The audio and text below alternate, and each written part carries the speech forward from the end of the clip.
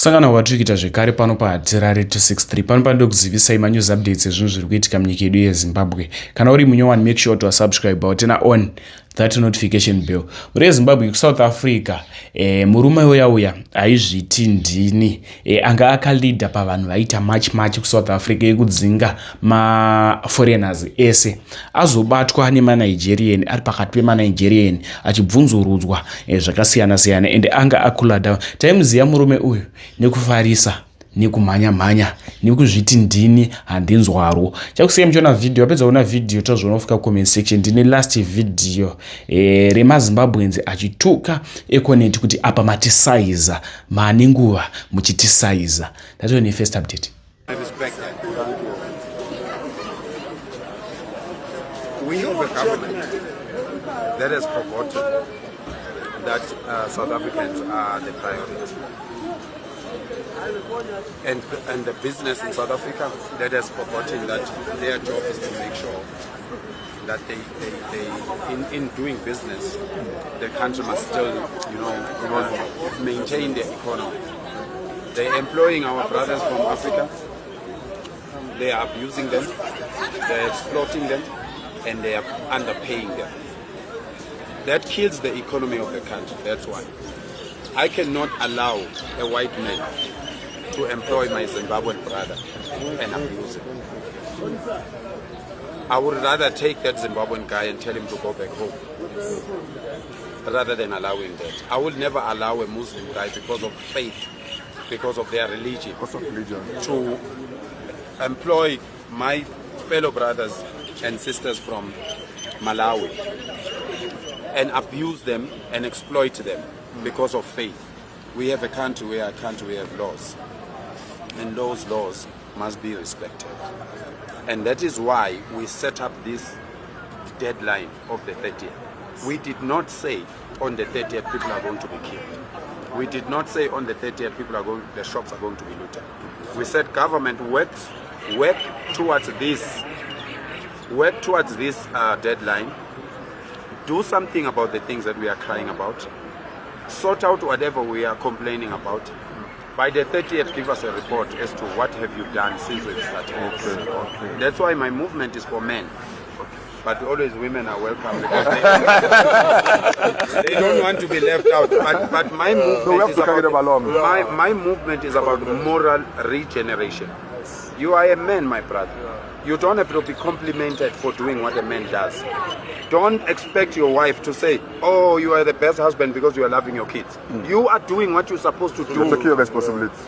I'm a man in South Africa. I pay tax. And that tax, I want to see where it's going. My tax can't go anywhere. It has to go to South Africans. And if you are coming from outside the country, come and respect the laws, abide by the laws, keep everything correct, and do your business. If you're doing business, pay taxes and everything. Now, my problem is here with you guys who are legal in the country. That is my biggest problem now. We don't see you condemning the wrongs that are done by the illegal immigrants in this country. Are you guys listening now? Yeah. Are you listening now? You see, I don't like arguments, my brother. I'm a very positive person. I live a positive life. To the point. I promise you, there is no problem in this world that I cannot solve. I don't like arguing. And you guys must also, my brothers, you must learn that. Stop arguing. If you are 10 in a room, all of you are talking at the same time, it doesn't work. No one is talking. I'm asking you, I'm saying to you, I have a serious problem of the legal immigrants and foreigners in this country that are supporting the illegal wrongdoings of them. We don't see you as that's why you are going to be in the same basket. We want to see you come out and condemning this nonsense. Do you know how many death threats I get? Do you think I care? I would be standing in front of you like this. I would be standing around surrounded by you like this if I cared about death. I will die one day. Even if I'm doing this or not doing this, I will die one day. And death, my father passed away when I was 12. He told me about death. He educated me about death. It's nothing. You are something while you are still alive. You have to do everything while you are alive. Because one day you're going to pass away. But it would be a shame to your forefathers if you were to pass away and you haven't done anything. There's no legacy. In my culture, during the day, if my kids are going to go and play with your kids in your house, during the day, you know, during lunch, you can feed them. But when you are ready to give these kids the supper, because you are a man and you have a law in your house that says your son must not come back in your house after sunset. You must chase away my son around 4:30. Tell him, go and collect the goats for your father, go and collect cows for your father, go and make sure and see that all your livestock, your father's livestock, is okay before the sunset. You are not chasing him away because of the food. You are chasing him away because you are a man. You need to uphold that law in your house. Decision. And you need to help this son, this boy of mine, to uphold the law, my laws in my house. Because your son is my son. If I'm not there, the boy must not be comfortable to do the wrong things in front of you as a father. I understand. This is what we are doing in South Africa. We are saying our father now is dishing breakfast, supper and dinner to the kids from the neighboring countries. He's forgotten about us. We are trying to remind him. That's all. There is no fight. That's why my organization, you will never see violence. Yes. You see discipline 5,000 men. When I put a stick down, they all sit. They all sit. But that must tell you something about those men. You must respect them more than the man that walks there and say, "Hamba, hamba, hamba." We don't say that. We ask the government to correct the systems. We ask you guys to respect the laws of the country, and that's what we are standing for. We really appreciate you. We really appreciate you. Thank you very much. We really appreciate you. Why? We did not organize a meeting yet.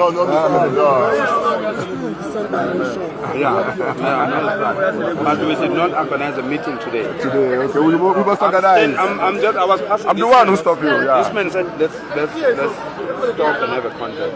Thank you very much. Thank you very much. You need to leave tomorrow. Thank you very much. Thank you very much. The Nigerians in Durban, they are selling drugs there, and they are telling us in our faces that we are not men. No, that's the wrong. So you see, the reason why, if you guys remember, do you know when I started this? Do you know when I started intensifying? My campaign is 12 years old. This campaign is 12 years old, but, wow, but because I'm peaceful, you know, nobody looks at me until I change. Until now.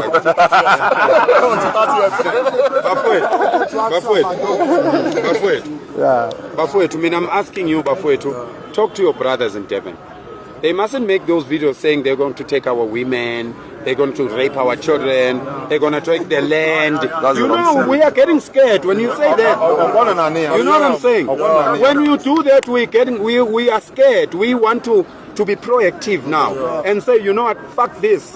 If these guys are here, we have them. We've kept them in our house for 25 years, and now they are showing us the middle finger. No, that's wrong. That's wrong. Not everyone. That is the reason why. Otherwise, why were you staying here for so long, my brother? Why we didn't kill you for so long? If we really are killers. But you can't say you're going to take the land. No. You're going to put your king here when we have our country. Then you're going to see me changing. All right. Thank you, boss. Thank you, boss.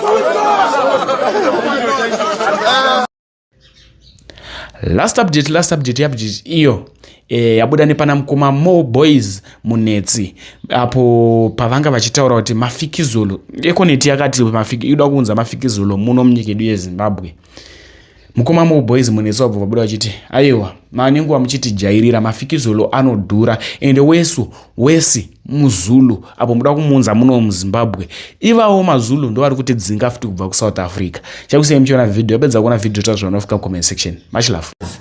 Tell me one South African promoter akainvita musician wekuZimbabwe kuyozoimba kunoku ndiudzei one, or any corporate company in South Africa yakaunza Zimbabwe yakaunza musician one. Just tell them about one. And one company cannot one promoter of South Africa. Sisinoziva kuti our stars vakaita sangana Japresa kana vari kuya vanotonzwa nemaZimbabwean promoters.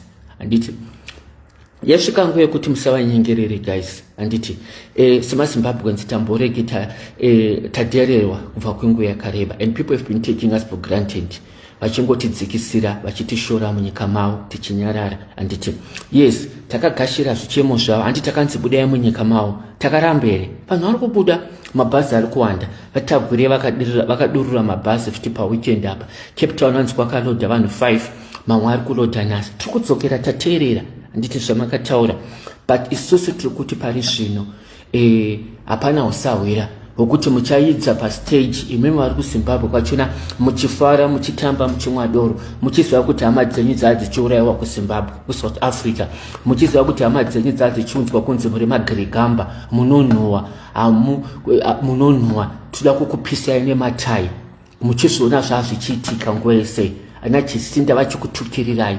Then imi mune chivindi chekuti vanhu vavo vomira pastage votanga kuimba muchitamba. That would be nonsense. That would be nonsense. A message inofanira kunge iri clear. Nekana maichifundzira kuti kana vaichititora kuti semaZimbabweans takarara, yasvika nguva yekuti tibatane. And kubatana kwataita tichimisa nyaya yeshow yamafikisolo ndozvatiri kuda, and ndokutanga kwachona. And it was out in South Africa, Zimbabwe, many companies, my South Africans so far wanga wachita noise, vaka identify a list yema academics, academias, my professors or my doctorates, my doctorates vese vanosenza kuma universities, vese vakati vari kuwadzinga havachada kuvaona South Africa, vakatanzi toda kuemploya vekunyika kwedu. Handiti pane muZimbabwe nichaye kuti awane basa inoteta hondo guys, kunzi aperwe basa iroro. Niye kuti muZimbabwe our own brothers vari kusenza kuma broadcast, they are even targeting kuti why SABC ina Mkomandoro, why Newsroom Africa ina Hugo, and nevamwe vakangosiyana siyana. Handiti hondo yacho naitomboiti, even government companies ese corporates uchi haakwanisi even kupa tender eZimbabwean, even ane qualifications ane experience and so on. Minister McKenzie pavakapinda kuenda Minister of Arts, Sports and Arts kwavari uko, vakadzinga maZimbabweans ese anga ari ikoko vese, ende nyaya yacho nti vakukoti izvozvo vakangoita decision iyo. Handiti saka nguva yekungoramba muchingovanyengerera muchitaura kuti mabrothers edu, imimi kana muchitaura kuti vanotida mabrothers edu, pachichokwadi ndichokuti mabrothers haakudei havakudei. Endai paFacebook page izvezvi reSABC pavakaposta nezviro nyaya yekuvanhu vachitaura kuti vanhu vari kunayiwa kuCape Town. Chekai makomenti anyorwa nemaSouth Africans nezuro, vaitotaura kuti dai mvura yawandisa kunaya vabva vangofira ipapo nevana vavo vari machiu. Vamwe vachitotaura kuti dai mvura yaita the whole day varipo vachinayiwa. Ndo zvavanotaura izvozvo, havatide hatred iripo guys. Handiti now sandiri kuti message why inofanira kuenda kuhurumende, hurumende inofanira kunzwisisa guys. Up to now I can tell you vanhu vese vakaungana kuZimbabwe consulate, vanhu vese vangu vakaungana kwandandiri neSiromani ruko nekwandiri kuenda, not even one person ati asungwa izvozvo muSouth Africa achinzi muri kupinda mudzimba dzevanhu muchidzinga vanhu. Vanokudzai kuti musi wa30 January 30 June tichadeploya mapurisa izvozvo kuti abatsire kuti kunge kune peace. But how many thousands vakadzingwa izvozvo? Mamalawians vakapfurwa vai kuDurban, makambonzwa kuti maSouth Africans akasungwa mangani. Vanhu vese vari kupindirwa mudzimba izvozvi vachiitirwa nyonga dzese dziri kuitika idzi. Ndiani pambambonzwa aski mupurisa kuti vanhu vandakangonzwa vakangosungwa chete ndekupi kuBloemfontein kwaipasi kwamashops kwekuye. Then makutanga kunzwa kuti muchavabhilivha izvozvi kuti musi wa30 mangwana ndopavachamisa vanhu kuti vapinde mastreet. Hakuna zvakadaro guys. If hurumende yemuno yaive neconcern yekuprotecta macitizens nguva yese, dai Jacinta akasungwa kudhara, dai Mupakati akasungwa kudhara, dai Ngiswa akasungwa kudhara. The word kwerekwere is a derogatory term word, anditi, but vanorishandisa kutuka vanhu. Human rights yemuno yakatadza nekuendesa, equality court yakatadza nei. Tinoposta mavideos every day vanhu vachitukwa, vanhu vachimhanyiswa, munozviona papeji pangu izvi. But pane vakambosungwa here izvozvo, pane akambosungwa here. Ngiswa akataura kuti pane English yakasenzesa, akatanzi the foreigners will be what, pane rakashandisa guys, akashandisa Ngiswa, they will be perished.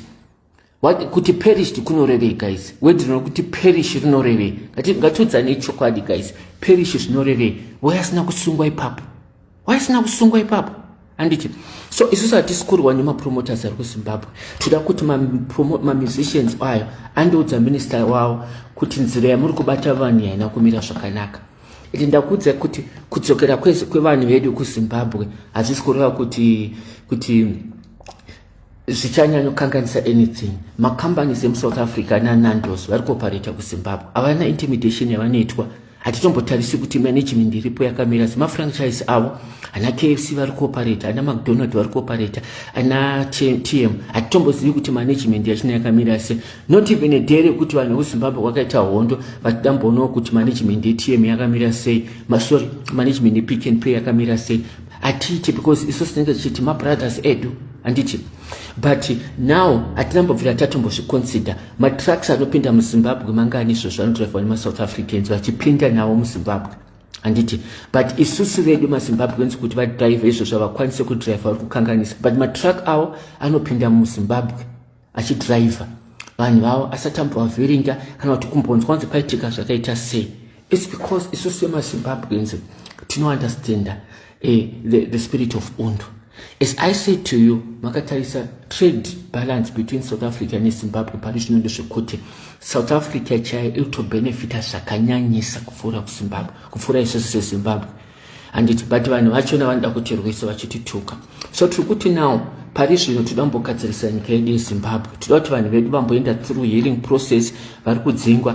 Guys, makaona excitement iri kuitika nevanhu vari kudzoka kuZimbabwe, bhazi richinzi rasvika, vanhu vachitamba, vanhu vachiita sei.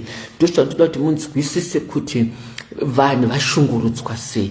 Kana mamusingazvione kuti vanhu vashungurudzwa sei, first time yenyu kuti muone kufara kuri kuita vanhu kufara, vachiimba, vachijamba. Havana basa kuti vachandofa nenzara, vachandodye kuZimbabwe. But pari zvinhu vari kuti tiri kufara nekuti tiri kudzokera kwenyika kwedu. Handiti. So ndiri kutaura kune mapromoters kuti hazvina basa kuti mashows enyu anga akatobhadharwa this week and so on. Hatidi kuti tiudze vanhu vedu kuti vazotanga nyunga vagoita sei, because vanhu vedu vanonzwisisa. Handiti. Pari zvino toda kumbogadzirisa zvinhu zviri kunetsa. Handitika. Ipai mukana hurumende imbopedza kuita repatriations avari kuita guys. Kana vachinge vapedza vanhu vasettled mochizotanga izvozvo kunza maartist enyu. Handiti.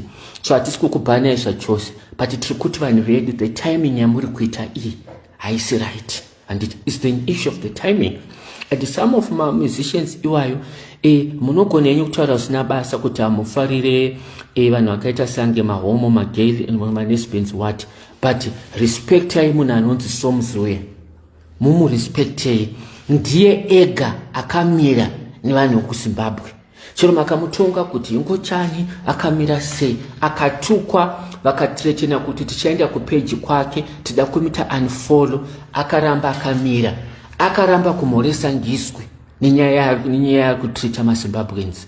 Hanti vakasangana kune imwe event yokuti ngiswi akaenda kundoda kumisa ruoko, uyu ndobva aramba aida kupinda, ndobva audza masecurity ake kuti musamupinde, ngasapinde. Ndiye munhu wekuti akanzi ada kuuya kuZimbabwe tinomugashira. Handiti. So tinomugashira nemaoko mairi, hatina kana dambudziko naye. Ava vamuri kutaura navo vese ava dai vaiziva kunobva mari yavo ende kunobva hondo, kunobva chingwa chavo, dai vakataura vese ava kuti zvamuri kuita hazvisi right kubata vanhu ava, because chavada kunyika dzedu. But vakaramba vakanyarara, vakatya, vakaita sei. Now makuvadeedza silently kuti vangouya vachiridza kuZimbabwe muchitofara, vanhu vachitodzoka na 2 AM nemari dzedu dzemadhola. Hakuna zvakadaro. Handiti. So chatova chikumbiro, kana uri promoter ari kuZimbabwe une spirit unokwanisa kunzwa pain yatiri kusangana nayo.